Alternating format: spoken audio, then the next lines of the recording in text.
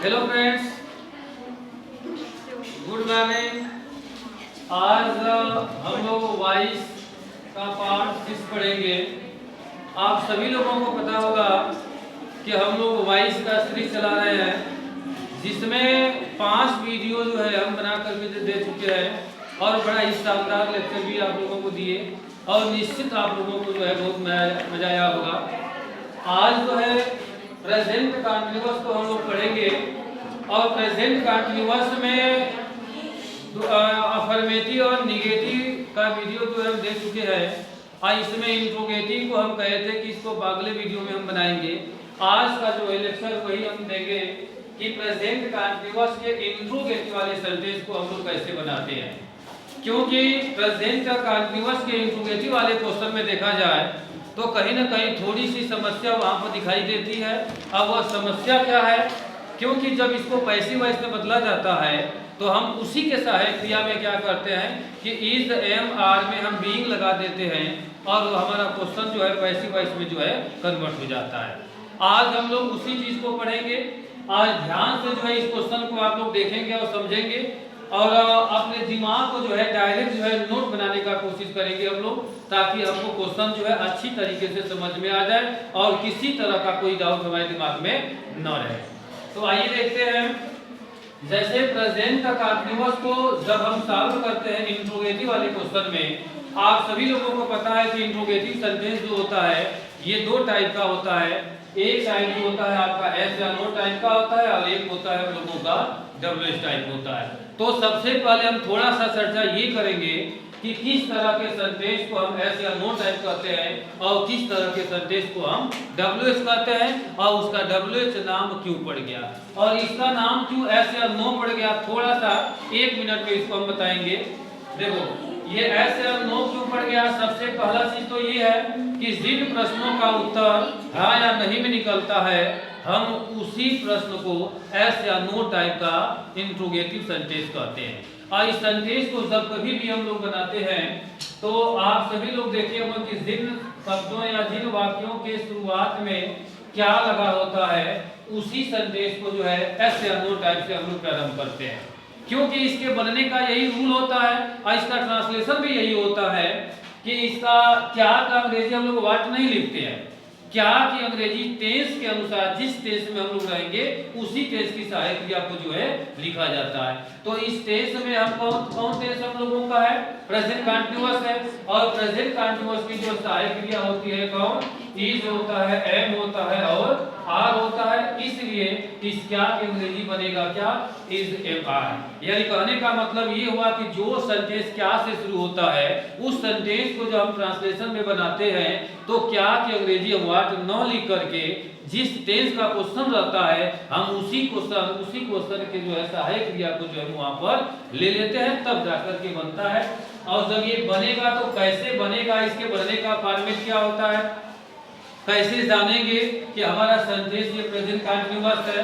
तो देखो जब बनेगा ये तो सबसे पहले होता है इज होता है, एम होता है और आर होता है, उसके बाद फिर यहाँ एक सब्जेक्ट होता है, वर्ब में आईएनजी फॉर्म होता है, ऑब्जेक्ट होता है, आधा लास्ट में यहाँ पर क्वेश्चन मार्क लगा होता है। तो हमारे कहने का मतलब ये निकला कि इस फॉर्मेट पर जो भी क्वेश्चन होगा यानी इज एम आर के साथ यदि वर्ब में आईएनजी फॉर्म लगा है तो वह निश्चित सेंटेंस जो है आप लोगों का कौन होगा, प्रेजेंट कंटीन्यूअस होगा।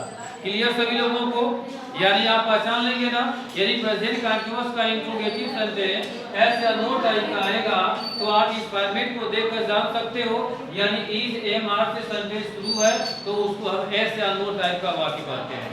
दूसरी बात ये है कि आखिरी सेंटेंस को एस या नो टाइप का वाक्य क्यों कहते हैं, क्योंकि कहने का इसका रीजन ये है और इसका कारण ये है क्योंकि ऐसे प्रश्नों का उत्तर जो होता है हमेशा हाँ या नहीं भी होता है, इसीलिए इसको हिंदी में भी कहा जाता तो हम बोलते हैं हाँ या नहीं टाइप का।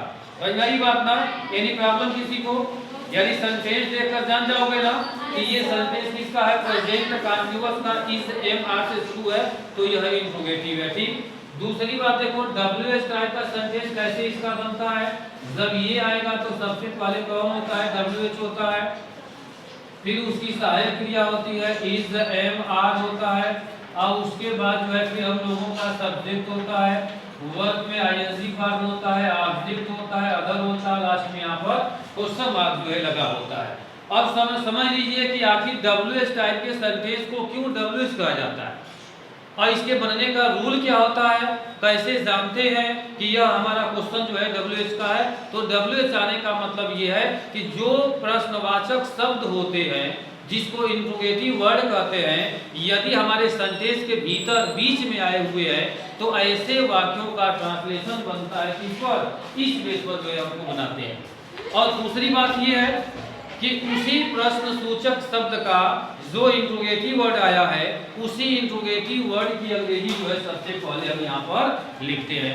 एक और आवश्यक चीज ये है कि आखिर इसका नाम WH क्यों पड़ गया, तो हमारे जितने क्वेश्चन वर्ड हैं उन क्वेश्चन वर्ड का जब मीनिंग देखोगे तो वह शुरू किससे होता है, WH से शुरू होता है, इसीलिए इसका नाम पड़ गया क्या, WH। जैसे मान लीजिए अभी हम यहाँ को वाट लिखते हैं तो वाट में देखो सबसे पहले कौन आया, WH आया।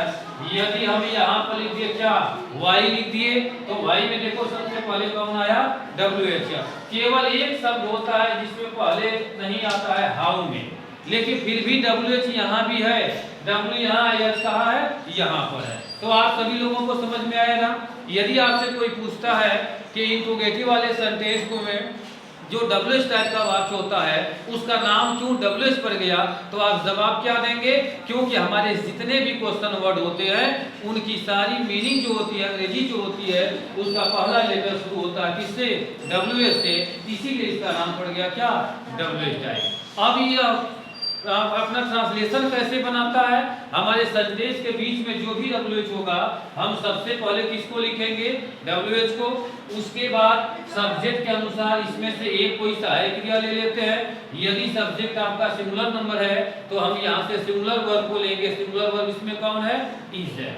यदि ये आपका प्लूरल में आता है तो हम यहाँ से आर ले लेते हैं, और यदि संयोग से यहाँ पर आई रहता है तो यहाँ हम किसको लेते हैं, एम को लेते हैं। उसके बाद वर्ब में आईएनजी फॉर्म लगाते हैं, फिर ऑब्जेक्ट होता है, फिर अदर होता है, और लास्ट में क्वेश्चन मार्क लगा होता है। तो ये सभी लोगों को समझ में आ गया। यानी इंट्रोगेटिव में एस या नो टाइप और WH टाइप जब कभी भी सेंटेंस आपके सामने आएंगे तो उसके बनने का मॉडल यही होगा, या इसमें रहेगा नहीं तो जो है इसमें रहेगा। अब सवाल ये होता है कि हम इसको पैसिव वॉइस में कैसे बदलेंगे। तो सबसे इम्पोर्टेंट यही है कि आप इसके फार्मूला को जो है ध्यान से समझें और इसके फार्मूला को जो एकदम दिमाग में बैठा लें कि हम कैसे बनाएंगे। दूसरी बात यह है कि उस फार्मूला को आप प्रेजेंट इंडेफिनिट से मैच कराएंगे कि इसमें और उसमें क्या अंतर है, तभी सेंटेंस में होने वाले जो फर्क हैं आप साफ साफ देख पाओगे कि उसमें क्या अंतर होता है, ठीक ना। तो देखिए ये सेंटेंस जो था आपका किसमें था, एक्टिव वॉइस में था, ठीक। अब हम इसको चेंज कर रहे हैं किसमें, पैसिव वॉइस में। डायरेक्ट हम फार्मूला ही चेंज कर रहे हैं, इसको हम डिलीट कर दे रहे हैं, बाद में इसको लिखते हैं। अब देखो यहाँ से जो है हम पैसिव वॉइस में जो है इसको बदल रहे हैं। आप सबको पता है कि जब सेंटेंस हमारा पैसिव वॉइस में चेंज होता है तो सबसे पहले सब्जेक्ट और ऑब्जेक्ट आपस में क्या होते हैं, चेंज होते हैं। लेकिन ये क्वेश्चन वर्ड वाला है आपका है, यानी इंट्रोगेटिव है, ऐसे या नो टाइप का। तो ध्यान से देखना, यहाँ ये हम क्या लिखे हैं, यहाँ पर सब्जेक्ट है। तो जिस सेंटेंस का मालिक सब्जेक्ट होता है उसको हम लोग क्या कहते हैं, एक्टिव वॉइस कहते हैं, और जिस सेंटेंस का मालिक कौन होता है, सब्जेक्ट होता है, उसको हम क्या कहते हैं, पैसिव वॉइस कहते हैं। तो देखो जब ये मालिक था, ये जब मालिक था तो ये अपनी सहायक क्रिया को लगाया कि नहीं लगाया। तो हम जो है शुरुआत भी यही से करेंगे, ईज होगा, यहाँ एम होगा और यहाँ पर आर होगा। अब देखो यहाँ से मालिक यहाँ पर चेंज हो गए, यानी ऑब्जेक्ट को जो हम यहाँ पर ले आ दिए, ये ऑब्जेक्ट जो है यहाँ आ गया। ऑब्जेक्ट के बाद देखो हम क्या लिखेंगे, बीइंग लिखेंगे, फिर वर्ब का थर्ड फॉर्म, फिर अदर के बाद यहाँ पर बाई होता है, और बाई के बाद जो यहाँ पर सब्जेक्ट लिखेंगे तो हमारा सेंटेंस जो यहाँ पर बन जाएगा। क्योंकि आप पिछले लेक्चर में आप लोग देखे कि प्रेजेंट कंटीन्यूअस को जब हम चेंज करते हैं पैसिव वॉइस में तो यहाँ इज एम आर कन्वर्ट हो जाता है किसमें, इज एम आर में ही बीइंग लगा देते हैं। आपको एक ट्रिक बताए थे कि किसी भी कंटीन्यूअस को जब पैसिव वॉइस में बदला जाता है तो आप उसी के सहायक क्रिया में क्या करोगे, आईएनजी लगा बीइंग लगा दोगे, तो वह आपका चेंज हो जाएगा किसमें, पैसिव वॉइस में। तो देखो इसमें गलत क्या होता है, गलत वाला पॉइंट आप लोग देख लीजिए। हर साल बच्चे लगभग कंटिन्यूअस में 90% गलत होते हैं। अब गलती क्या करते हैं कि इसमें बीइंग जो होता है वही जगह नहीं दे पाते हैं। आप देखो इज एमआर जो है सेंटेंस के बाहर निकल गया, और बीइंग का प्लेस देख लो कहाँ पर होता है, ऑब्जेक्ट के बाद होता, तो जो जहाँ है वहीं पर है, हम उसको बाहर नहीं करेंगे। और हमारे बच्चे गलत क्या करते हैं, गलत ये करते हैं कि बीइंग को उठा करके या तो बाहर कर देते हैं और नहीं तो लगाना ही भूल जाते हैं। यदि आप लगाना भूल जाओगे तो यह टेंस अब किस में चला गया, बता सकते हो किस में चला जाएगा। यदि सेंटेंस हम बीइंग को हटा दें तो ये फार्मूला किस टेंस का हो जाएगा, प्रेजेंट इंडेफिनिट का हो जाएगा। और हमसे गलत यही होता है कि हमारा सवाल पूछता है कंटीन्यूअस में और हम जवाब दे आते हैं किसमें, प्रेजेंट इंडेफिनिट में। क्लियर, एनी प्रॉब्लम किसी को। दूसरा अब इसका एक एग्जांपल देखो, जैसे मान लो हम यहाँ पर लिख दिए कि आर यू सिंगिंग एक सॉन्ग है। अब इस क्वेश्चन को हम लोग सॉल्व करेंगे, ध्यान से समझिएगा यहाँ पर। अब देखिए ये ऐसे या नो टाइप का था, सब्जेक्ट देखो यहाँ पर कौन है, यू है, तो इन तीनों में से किसको लगाया, आर। आर क्यों लगाया, क्योंकि सब्जेक्ट आपका किसमें था, प्लूरल में था। तो जब ये प्लूरल में है तो आर को ले लिया। इसके बाद देखो सब्जेक्ट के बाद क्या है, वर्ब में आईएनजी है, और इसके बाद फिर जो है ऑब्जेक्ट क्या है आपका, ए सॉन्ग है। अब इसको सीधे सीधे अब बना दो, तो आप जो है शुरुआत किससे करोगे, ई से मार से करोगे। जब ये अपनी सहायक क्रिया से शुरू किया है तो पैसिव वॉइस भी हम अपनी सहायक क्रिया से क्या करेंगे, शुरू करेंगे। तो अब देखो इसका मालिक कौन था, सब्जेक्ट है, इसका मालिक अब कौन बनेगा, ऑब्जेक्ट। इस सेंटेंस में ऑब्जेक्ट कौन है, और सॉन्ग है। तो हम यहाँ जब सॉन्ग लिखेंगे तो किसको लेगा, इसमें इज, तो इसलिए हम यहाँ लिखेंगे इज, और उसके बाद यहाँ जाएगा और सॉन्ग, और देखो ऑब्जेक्ट के बाद क्या है, बीइंग। यही आप भूलेंगे, इसको भूलना नहीं है, कंटीन्यूअस है, तो इसको निश्चित हम यहाँ पर लिखेंगे।